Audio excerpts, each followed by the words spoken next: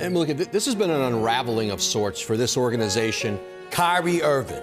You had Cleveland to exit. You had Boston, which was a mess. You had Brooklyn, which was a mess. They panicked as a franchise at the trade deadline, gave up their flexibility in order to tie themselves to Kyrie Irving.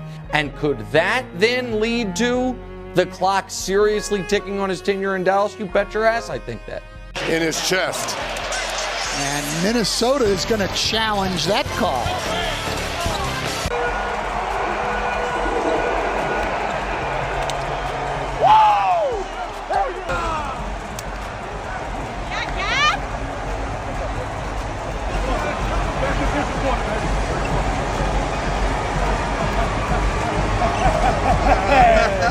Good job, Con. Luka, how you feeling? Amazing.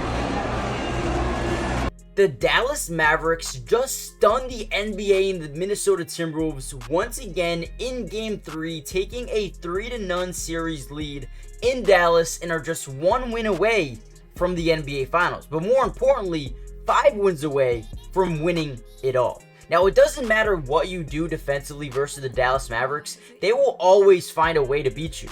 And even when you play the best defense possible, they still find a way to demoralize you. In this video, we're going to break down exactly how the Dallas Mavericks, Kyrie and Luka, were able to just stun the Minnesota Timberwolves in this fourth quarter. We're going to break down the film and show you exactly how they did it. Now, in this play, we got a high pick and roll here between Kyrie and Josh Green. Now we get a switch here on Mike Conley. We love this mismatch right away. Now, as a defense, there is only one thing you can do in this situation to, not put yourself in a terrible position, right? You blitz off the top of the key with Jaden McDaniels. Now, when you do that, that puts your team in a very tough situation, right, defensively.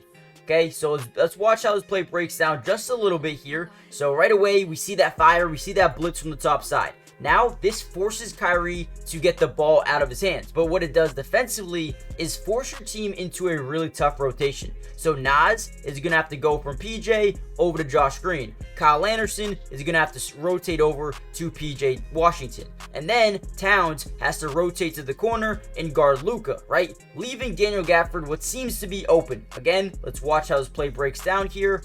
Really good defense so far. Boom. Rotation. And now Mike Conley has to boom. He's got to get somewhere, right? You got to go guard someone. So Josh Green kicks to PJ. Good rotation by Kyle Anderson. Kicks it over to Luka Doncic. And honestly, this was insane defense. They ran this perfectly. So now we have Luka versus what we want, Karl-Anthony Towns. A very bad perimeter defender at times. This is the matchup we want to see. And quite frankly, they were able to get it when they wanted it, right? So here we go. Now we got isolation. We're going to get PJ Washington to get out, right? We'll give Luka as much room as possible. Get Kyle Anderson out of the play. That's exactly what they do. Luka waits for his time to shine. He's going to penetrate, step back, pull up three.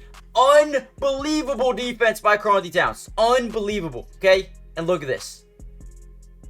Unreal. Luka and Kyrie Irving are the deadliest duo I have ever seen in NBA history.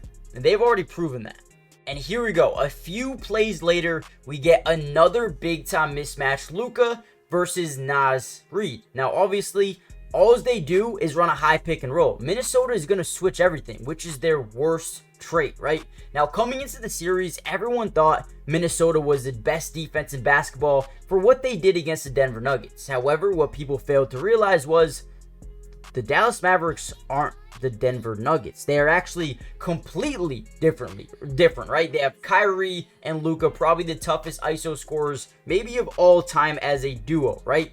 Now, the one thing we noticed about Dallas is they run this 5-out mentality where you just give Luka so much room to work. Not only Luka, but Kyrie as well when he has the basketball in his hands, right?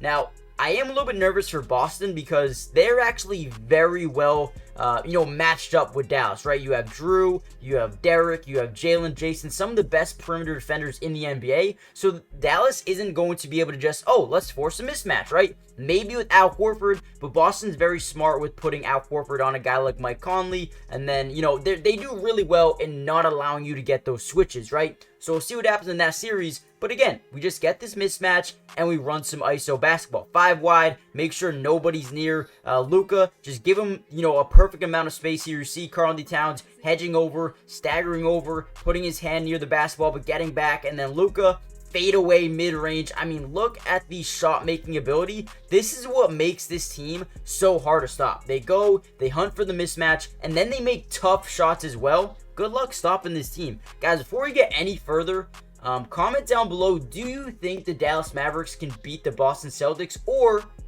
do you think it's going to be a tough series? Not saying they're going to lose, but do you think it will be a 6 or a 7 game series? Comment down below, how many games do you think that would go if that is the matchup going into the finals? All right, here's another big time play, and I want to give a big shout out not only to Kyrie and Luka, but the defenders on this team as well, man. The Derrick Joneses, the PJ Washingtons, and especially the Daniel Gafford, right? Having to step up in a big game here with Derek Lively going down with a head injury. Hopefully he's okay, by the way. But we're going to see them, send a little bit of a fire towards Anthony Edwards, right? Getting the ball out of his hands. This is something that they've done all series long. Let's get the ball out of their best offensive players' hands and force guys like Cat, force guys like Anderson and Naz Reid and Mike Conley to make all of their shots. That is perfect, and that is a really good scheme to have. So boom, get the ball out of his hands, kick it over to Karl-Anthony Towns, and now this is a tough spot for Daniel Gafford. He has really got to start running and wall off Karl-Anthony Towns from going into the paint, right? So let's watch how this play breaks down here. Towns already with the running start here. And keep in mind, they were playing a 5-on-4 anyway, right? So it looks like they could have easily scored here. Mike Conley wide open. You have Naz Reid under the basket pretty much open as well. Karl-Anthony Towns says, you know what? Let me be Mr. Hero man here. Let me drive into the paint and boom! Get rejected by Daniel Gafford. Yeah. Hey, listen. If you want to be an NBA team that wins championships, you got to play unselfish basketball. And I don't know what this is specifically, but yeah, you got to pass this basketball, right? Not only do you have Naz Reid down here already, if you just wall off, put, Daniel Gafford in jail by getting in front of him, kick in Naz Reid, he's probably going to score over Luka, right? Or you can kick to Mike Conley, who is absolutely wide open. Bad play here by Minnesota, and Dallas takes advantage of it. Great defense. And another thing that makes Dallas so scary, actually, before we get into that, with 4 minutes left to go in the game, hit the like button, subscribe if you're new, join the family. It's free, it doesn't cost anything, and we will be covering the Mavericks throughout the rest of the season. They're 5 wins away from winning it all, and we're going to break down the entire thing. Now, in this play specifically, Kyrie is going to get the ball in a weird spot here. He's going to drive into the lane and penetrate into the paint, right? Now, watch how this play breaks down again. We're going to cover it all. So, boom, gets that leverage here on Anthony Edwards, probably their best wing defender up top. He's going to get into the lane, and now the one thing we notice is Naz Reid and these big men can never fully commit, right? Now, the reason being is because Luka and Kyrie do such a good job waiting for this big man right here to absolutely make their decision. Am I going to go up and cover Kyrie, or am I going to stay back here and make sure I cover the dunker spot here in Daniel Gafford? They do such a good job reading and reacting. So Kyrie reads, says, okay, Naz Reid's not going to come up with me. I'm just going to throw up this left-handed floater, and the ability to make that shot is just incredible. Tying up the game at 104 apiece with 4 to play in the game. Great play by Kyrie. All right, and to me, this was probably the biggest turning point of the game for the Dallas Mavericks. Now, and it all stems from what the Minnesota Timberwolves are doing defensively. Now, right here, what is the one thing that we notice, right? Obviously, we're seeing Mike Conley communicate with Anthony Edwards, right? But their heads are turned. They're not even looking at Kyrie, not even looking at PJ Washington. And it looks like they're sort of saying, hey, you go there, I'll stay here, whatever it may be, right? So we're going to see Anthony Edwards casually just start walking up here, not really paying attention to anything, just sitting here. They're talking, hey, how about I go to the corner and you step over here? So let's switch real quick. And they're not even really paying attention. So by the time Luka sees that Anthony Edwards isn't even looking at the basketball, he's going to kick it over to Kyrie. And now you're in no man's land. Now you're in a spot where you're, in the middle of the paint, and their best shooter, or not their best, but their best spot-up shooter from the corner, PJ Washington, is wide open for 3. Can you play some defense? Because you were supposed to be the best defensive team in basketball, and you fall asleep with 3 minutes left to go in the game? Unbelievable. Hey, great heads-up play by Kyrie and Luka, though. And to me, this was the dagger. This was the one that demoralized them the most. Again, we're going to get a high pick and roll here between Derrick Jones and Kyrie Irving. Kyrie's simply just going to come off it, right? They're going to hedge over with Karl-Anthony Towns. They're going to send Anthony Edwards on the backside and basically just double team him, right? Let's watch how this play breaks down. They're going to leave Derrick Jones wide open. Kyrie says, you know what? I'm him, right? Let me just take it. I'm going to go anyway. I got two guys guarding me. Whoop! Step back. Oh my God. Dirty. Absolutely dirty. Fadeaway mid-range. Hand in his face. Gets it to go.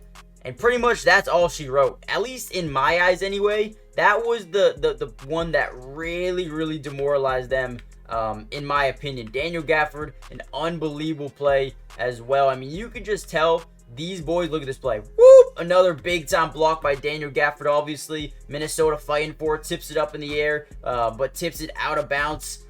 Mavericks ball, side out, 56 seconds left. Daniel Gafford hype. Love to see it. And then you get another high pick and roll again, putting the Timberwolves in such, difficult situations for Rudy Gobert, right? Now, what Rudy Gobert has usually been in here is a drop zone coverage, which basically means off this screen by Gafford, he's just going to drop zone, right?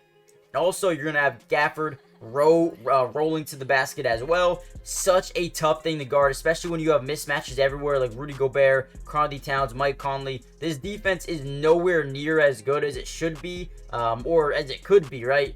So drives into the lane, puts Daniel or Jaden McDaniels in jail by getting in front of him, locking him in on his hip, driving into lane. Once Rudy Gobert fully commits in that drop zone to actually going up, stepping up and guarding Luka, throws up the lob, and Daniel Gafford throws it down with one arm, falls to the ground, and gets absolutely hyped, man. You love to see this, man. Love to see it, and that's all she wrote. Dallas Mavericks win another one game away from the finals, 5 games away from winning it all. They're tough to stop, man.